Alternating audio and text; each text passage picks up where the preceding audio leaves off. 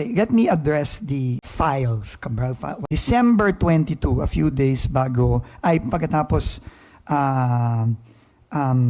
sumakabilang buhay si former Undersecretary Cabral, nag-issue ng subpoena ang ombudsman for all the files, hard copies, at yung mga computer, no, na kung saan nakalagay yung mga files ni former Undersecretary Cathy Cabral. Yun po ay sinubmit natin immediately sa ombudsman, no, nung bakasyon. No? Lahat ng files na yan ay nasa kustodiya na ng ombudsman. At lahat ng files na yan ay kasama na sa ongoing investigation ng ombudsman at kasama na rin yung ongoing investigation ng DOJ. Dahil ang kustodiya ng files na yan ay nasa ombudsman na, ang ombudsman po ang magdidesisyon kung ano ang gagawin sa mga dokumento at files na ito.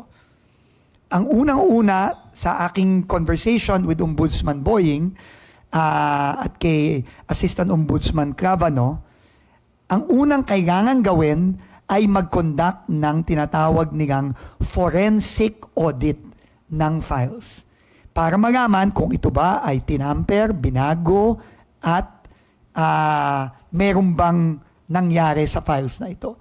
Ang makakagawa lang yan ng tama ay ang law enforcement agencies natin. Specifically, I think, ang partner nila ay ang PNP Cybercrime and siguro pati ang NBI. Pero yan, desisyon na yan ng ombudsman. Tayo ay nandito para mag-fully cooperate sa ombudsman at sa ating law enforcement agencies. At ang pagkakaalam ko, magkakaroon kami ng conference between the ombudsman, the DOJ, the PNP Cybercrime, NBI, etc. sa mga susunod na araw. At doon natin malalaman kung ano ang dapat gawin dito.